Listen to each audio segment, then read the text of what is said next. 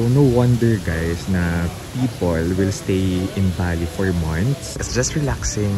Nandito yung mga digital nomads. Kaya tawag na digital nomads. Alam niyo yun, yung mga naka-work from home. Feeling ko hindi nakakakuripot mag-cafe hopping guys. Magdala kayo ng ganitong adapter, okay? Lagot tayo. Katapos na ng meeting ko guys. And I like it here kasi tahimik. I wish I could stay longer here in Bali para magpaka-digital nomad. Hello guys! Kumusta kayong lahat? Happy Monday! This is Dave, the Kuripot Traveler. And nandito tayo ngayon sa Bali, Indonesia. So today, we're just gonna work from home or work from Bali. Meron tayong 7 days dito. And the rest of our stay ay mag-work tayo. Wala, gusto ko lang ma-experience magtrabaho, diba? Yung mga pa-influencer na mga digital nomad. Naka-work from home pa rin kasi ako guys. Although yung office ko yung nasa Ortigas talaga. Pero they allow me to still work from home even if I'm in Tacloban. Taga-Tacloban talaga ako or nasa abroad. Like this one. So guys, ang ganda ng hostel ko. So this is Coswan Hostel. Yes. And ano siya, nabook ko siya via Klook. Guys, kung kayo ay mag-travel sa Philippines or abroad, book your activities via Klook para maka-discount din kayo, makamura kayo. So, comment ko din sa baba yung link ng ating hotels. So, nauna tayo sa Seminyak, first half, and then second half, dito naman sa Canggu. And I think I like Canggu better. I like this accommodation better versus my accommodation in Seminyak. Talagang I can stay here just to, work from home. And itatay din naman talaga natin na mag-cafe hopping kasi yun ang naisip ko, mag-cafe hopping dito sa Bali. So tingnan natin kung ma-achieve natin siya. But for now, dito muna tayo sa hostel kasi I'm still loving the vibe dito sa hostel natin. Diba? Siyempre, nagpo-post agad tayo kung ano mang naisipan kong i-post.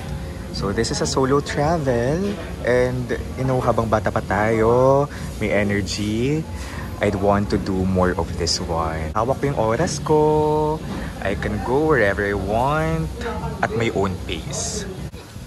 Happy Monday talaga from Bali guys. Grabe, di na tayo nakaalis dito sa hostel. It's 1 PM.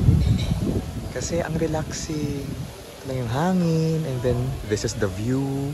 The trees, the aesthetic of the hostel, and then people, people having the time of their lives under the sun. So no wonder guys na people will stay in Bali for months, especially yung mga Western people, kasi it's just relaxing. And then dito talaga sa Canggu daw, nandito yung mga digital nomads. Kaya tawag na digital nomads. Alam niyo yun, yung mga naka-work from home. Mga nagtatrabaho digitally. Hindi kailangan ng face-to-face. And how I wish I can also spend, months abroad, traveling or working from home. Hello! Ayan. May nag-hi pa sa atin. Pinipicturean din niya yung view. And require ba talaga na magandang katawan dito? Charing.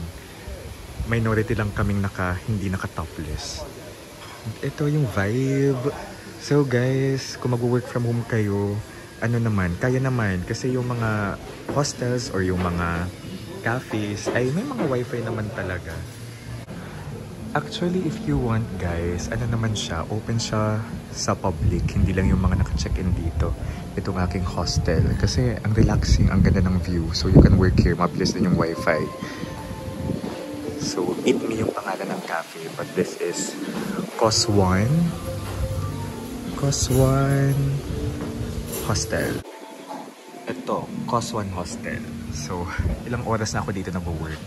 And I really think this is one of the places where you can really work. Tapos relax, ganda ng ambient sound. So, syempre, ipakita ko na sa inyo yung menu dito sa Eat Me Cafe here in my hostel. Ayan. May lunch, may breakfast, may smoothies, may sharing platters. Para naman, ito may mga din. Of course, beverages. Para naman may idea kayo, kung gusto nyo magpunta dito. Alright, punta tayo sa ating next cafe. It's almost 3. Miel's Cafe. Grabe yung pangalan nito, Eat Me. Nakaka-iskandalo yung Eat Me na pangalan ng kainan.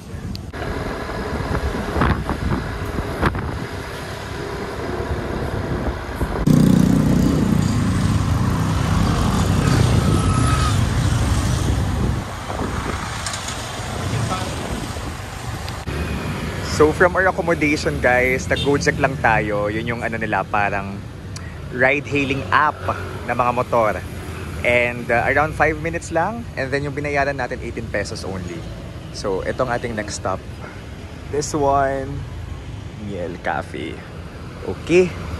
Actually dito, ito ang main street ng ano, ng Bali, I mean ng Canggu, itong Batu Bolong. So marami ding cafes dito sa kabaan ng Batu Bolong Street. Alright, so this is Miel Canggu in the heart of Canggu. So isa ito talaga sa mga recommended sa Google kasi Instagrammable and may mga outlets dito. Okay, let's go. So here's our order guys. Medyo pricey siya. So it's almost 100,000 Indonesian rupiah. So around 350 pesos kasama niyo yung tax. And ito yung ating view. 3 p.m. Nice. Ano nga siya? Spacious. May headspace. And then, may ano, mga socket. Oh my god guys, parang ang sarap ng food.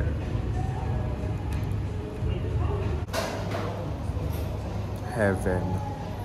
Feeling ko hindi nakakakuripot mag-cafe hopping guys dito sa Canggu. Kasi ito yung una nating cafe na may binayaran talaga tayo. Kasi yung kanina, kasama siya sa hostel na binayaran natin yung free breakfast. But now, hello, it's around 350.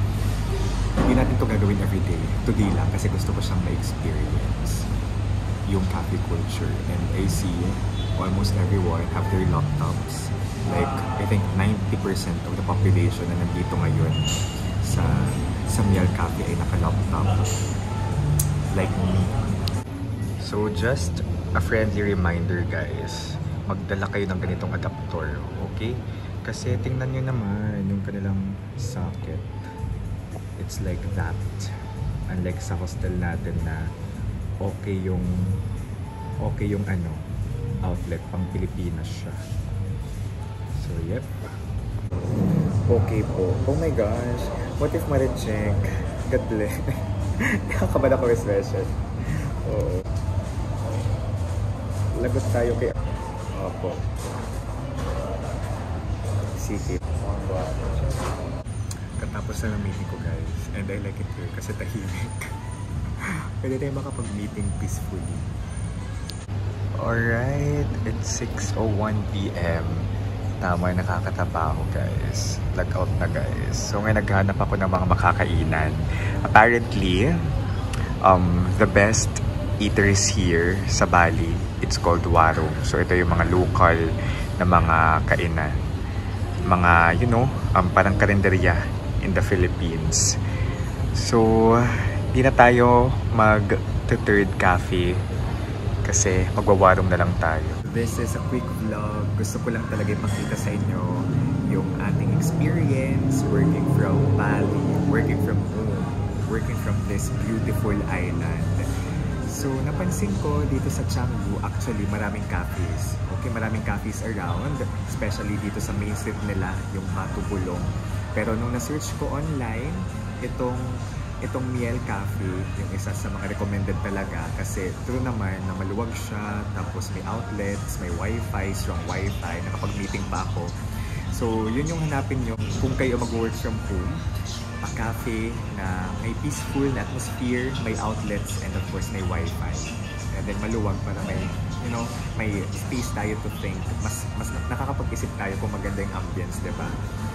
And I wish I could stay longer here in Bali para magpaka-digital nomad. But of course, hindi tayo kagaya ng Westerners na madaming pera to stay in an island for a very long time. But yeah, happy ako na na-experience natin siya. It's a check of my bucket list na makapag-work here in Bali. Very relaxing talaga. And thank God, na-experience ko siya once in this lifetime. While I'm young, I have the energy. Kasi di natin alam when's the next one. So, thank you so much guys for watching. Sana may napulot kayo sa vlog na ito. Kung kayo mabibigyan ng pagkakataon na mag-work from home abroad, saan nyo gusto. For now, okay lang muna yung mga ilang araw sa isang bansa to, experience the life, experience the culture, experience the, the cafe culture like this one. Kasi marami talagang naglalaptop pagdating ko. Tapos maraming pumasok, people come and go. And na-observe ko talaga na nasa cafe sila na may dala-dalang laptop. So, haba na. This is Dave, the Purito Traveler. And guys, let's live our best lives. Bye-bye!